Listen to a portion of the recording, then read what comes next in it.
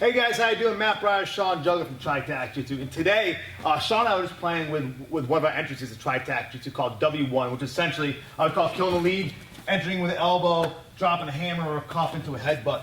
And playing with some different ways that we can hit some of our Aiki-Jutsu, our Japanese Jiu-Jitsu, from applying some of the TRITAC opponents. Sean and I both have a deep background in Japanese Jiu-Jitsu, him much more so than I. And we just kind of playing around some concepts and ideas of different things we can do. So check it out right now. I'll show you guys a quick little highlight, and then we'll get into some instruction in a second. Oos.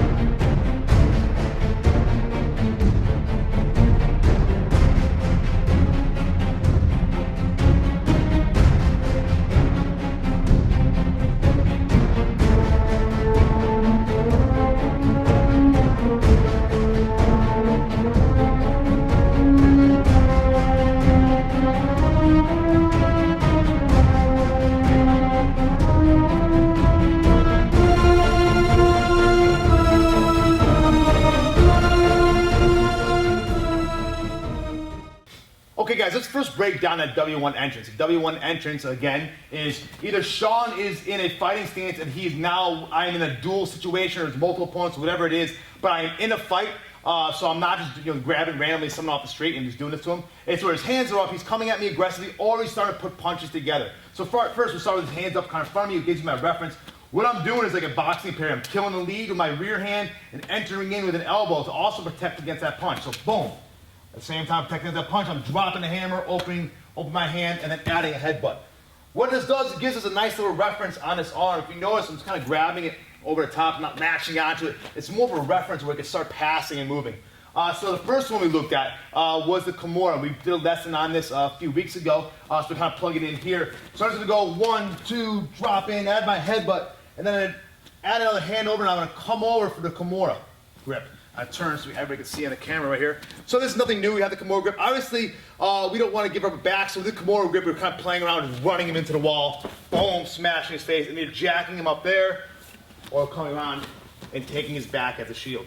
So it's one of the first simple ways you can kind of play around with getting on that arm to use a grip that we're pretty comfortable with in Jiu-Jitsu, which is that Kamora grip.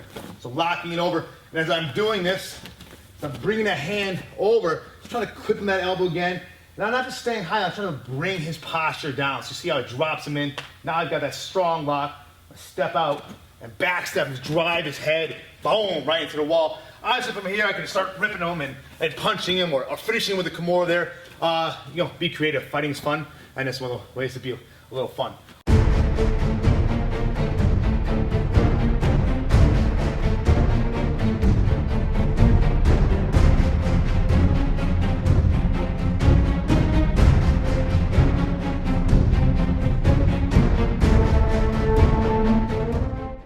Alright guys, now we look at one of my favorites, the straight arm lock off the W1 entrance. And this is using the power of the underhook control. So I'm coming in, killing that lead, boom, dropping through. And this is why it's important not to reference the thumb.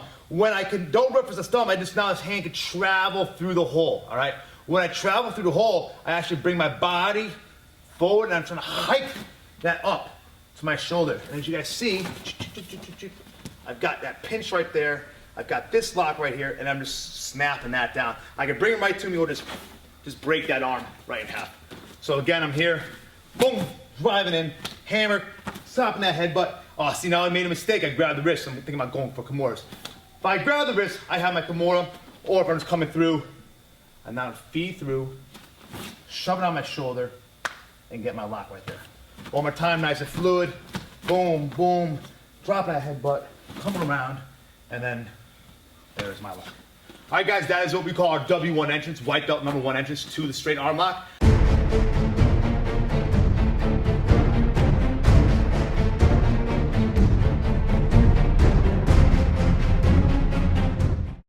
Okay, next one to look at is Kodi Mawashi. So same thing again, boom, boom, here. Now this comes off, I'm almost going for that Kamora grip, I come lower and I get my hands to that palm. Now two thumbs over, and now I'm gonna kind of step and pull him and just drop right on top. This was really tough. You can see how if you guys are interested in one, I highly suggest you learn a little bit more about Japanese Jiu-Jitsu, but I'm driving that hand in, keeping that out locked, and you just feel that tension right in his wrist. So again, one more time, boom, boom. I'm coming through, headbutting, elbowing, coming over that arm, getting my two hands on it. It's like I find it. I'm sorry, it shows up. It's not like I'm looking for it. I should get my hands in position where it's right there. But now I'm just to step back and away, turn my body, and drop it right in. I know, buddy. I'm sorry. Okay. Another weird playing with this one variation is kind of cool. Is that doing the same thing? Boom. Now I'm coming from my Kamora lock. I almost get it lower on the wrist, and now it's like whoop. Sorry, I almost sucked. But it's, man, you can see how quickly that comes on just by having this. I can add that hand in there too. But if I start hooking it right there to add a nice strong wing elbow, whoa, you can feel that thing. Nasty. Thing just ripped right off. So one last time. 1, 2, coming through, over. I have that one here. Now I'm just gonna turn back into him. And now I'm back into a wall series, whatever. What's cool about Aiki-Jutsu is I'm using his small little joints to control a tremendous amount of his body. And that's just a really cool concept when you're talking about it. It's the hardest thing to do when you're doing Aiki is you can't just fucking grab somebody and do that. There's no way. When he's choking me, I'm just gonna grab his arm and do this. It just doesn't work, all right? So you have to work on breaking down your opponent, and that's where our entrances as TRITAC-Jitsu really come in.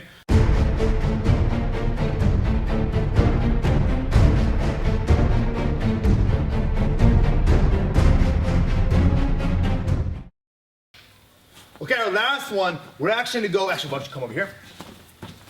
We're gonna go off on the cross side, all right? So he's gonna throw that jab, boom, cross, boom. Now this is kind of similar, like boxing pairing, but now I'm gonna enter through, boom, with that drop elbow. Obviously hammers and punches, but now I've got my wrist reference. This is a weird one that's gonna require some training. I'm gonna step in front of him, two hands on the wrist, step in front, then back step all the way around. Can you fall from here? Sure. And then I just drop. And Sean takes a nice high fall. Sean has a lot of experience doing falls, so he can make this look really nice.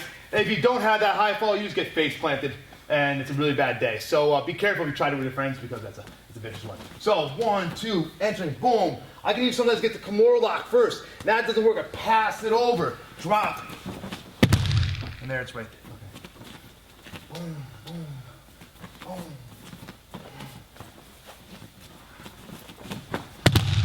Nice. And then there's one more option we were playing with too, is actually going for a knee knock off. That 1, 2, and that elbow, and a knee knock, boom, creates a lot of space. I just pass that hand over, drop behind him, and he's got a nice fall.